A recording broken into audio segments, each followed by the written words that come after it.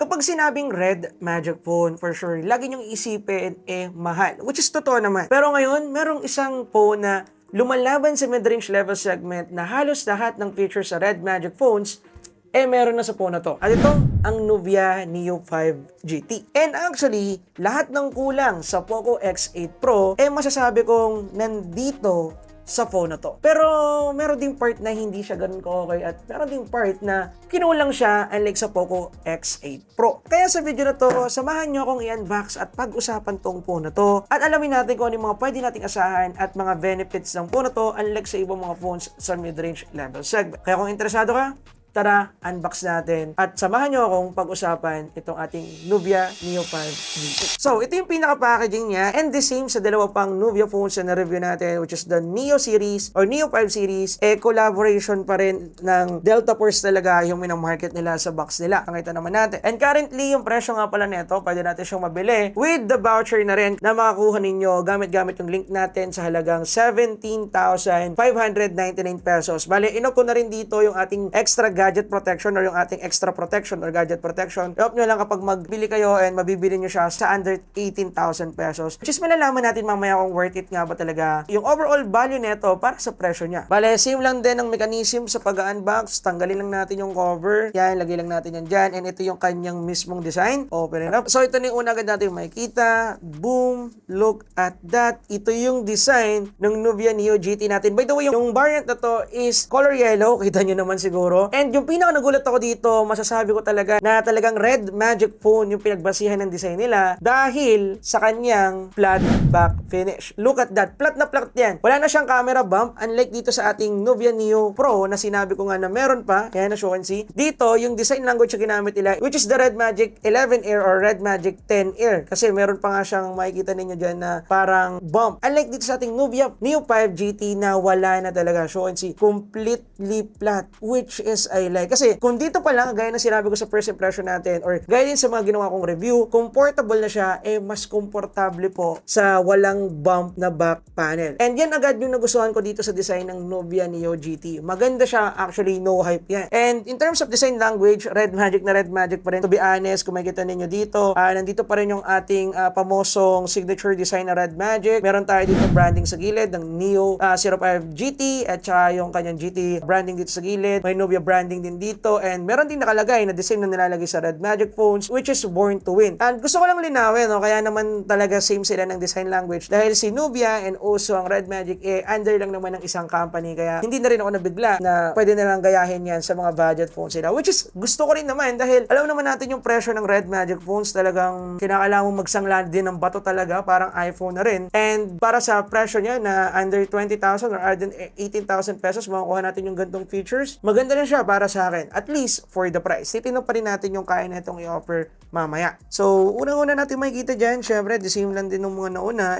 yung ating paperworks, gaya nito, and yung ating warranty card. Then, sumunod naman dyan is yung ating SIM ejector, which is yung ating parandot, yan. Then, sumunod naman dyan is yung ating hard included case. Yan. The same lang din talaga sa Red Magic. So, siya na, ilang beses ko nasabi yung word Red Magic dito dahil sa dami ko nang na-review yung Red Magic phones, lagi kong nakikita na talagang nasa Red Magic side yung atake ngayon ni Nubia dito, which is okay lang naman sa akin, wala namang problema. Dahil nga gaya ng sabi ko, Red Magic features sa isang phone na merong mid-range level na presyo, definitely goods yun. Then next naman natin na makikita dito, which is yung ating charger na naka-USB Type-C to USB Type-C. At napansin ko lang din pala, no, na yung cable na ginamit nila dito, show and see pa L na siya. Kumbaga, pag kinonect natin siya sa phone natin, yan, hindi na siya yung nakalabas na mahirap hawakan dito, sakto na siya. Nakatupi na, so hindi na siya ganun kahirap kung gagamitin nyo siya. Anyway, boot up ko muna to at pag-usapan natin yung iba pa nating malalaman or pwede nating asahan dito sa Nubia Neo 5 GT. And habang binuboot up ko yung ating Nubia Neo 5 GT, makikita nyo dito yung kanyang RGB. May RGB rin yung ating built-in cooling fan and meron siyang tunog. Well, i-mute muna natin. I mean, nandito yung ating mga RGB lights. As you can see, meron tayo dito sa mata niya, yung eagle eye design, yung kanya ding GT icon dito or symbol, and then yung ating built-in cooling fan. So at the moment, hindi ko alam kung ano yung specification ng built-in cooling fan niya, kung gaano kataas yung RPM niya, so wala akong idea. So pinakita ko lang sa inyo yung overall design niya kasi maganda talagang tingnan. So after ko siyang i-boot, ito yung pinaka-itsura ng UI niya. The same lang din sa naunang Nubia phones na gawa na natin ang first first impression, which is itong Neo 5 5G at saka yung Neo 5 GT natin. So, the same lang din naman sila kung ako yung tatanungin ninyo in terms of overall UI interface. Nandito pa rin yung kanila collaboration with Delta Force, as you can see. Yan. And then, yung mga icons niya, the same lang din talaga sa Red Magic. Meron silang default icons para dyan. Nandito rin yung game space natin na the same lang din sa Red Magic. By the way, hindi ko ito napakita sa first impression natin sa dalawang po na nabanggit ko kanina, sa mga bunso niyang kapatid. Pero dito, yes, present din po ito sa kanila. Yan. And meron din tayo ditong Dimi. So, same lang din sa Red Magic. Meron tayong ganito na parang AI assistant girl na pwede natin pagtripan. Actually, di ko siya ginagamit dahil nga gaya nga nasabi ko, para siyang pang sim. De, joke lang. In overall, yung design niya sa UI interface niya is binagay lang nila talaga sa Garena Delta Force, pero just as I said, from icon, from setup, animation, etc. Yan, interface or yung design ng settings, design ng mismong phone in terms of overall UI niya, talagang Red Magic na Red Magic copy kung ako yung tatanungin ninyo. And gaya nga nasabi ko, wala namang bad thing doon. Good thing yun. And alam ko rin naman na ganun ang nangyayari. Parang si Infinix at saka si Tecno lang yan. At the end of the day, kahit na magkaiba sila ng OS naming, pero the same lang din naman sila ng structure or ng design. At the end of the day, alam na natin yung reason kung bakit. Anyway, mga pwede pa nating asahan dito, yun nga, gaya din ang sabi ko, yung kanyang ilaw, pwede nating palitan yung light, yan, yung light effect, at saka yung ating light color. So, on see. Yan. Unlike dito sa kanyang Pro na white lang talaga, minimalist color, white lang talaga dito sa isa, sa Pro version. Pero dito sa GT5 version, pwede mo rin palitan yung light niya. So, on see. Pwede mo palitan yung light projection, pwede mo palitan yung light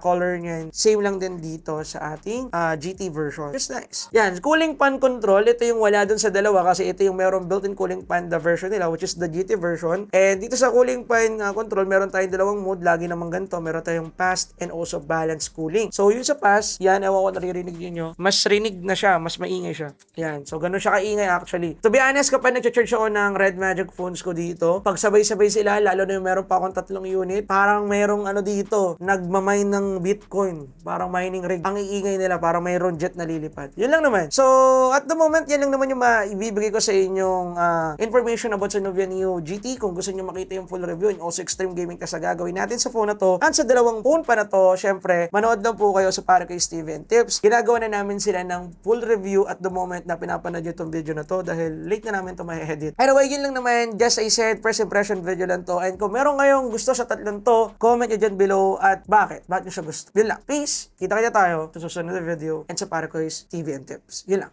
Peace.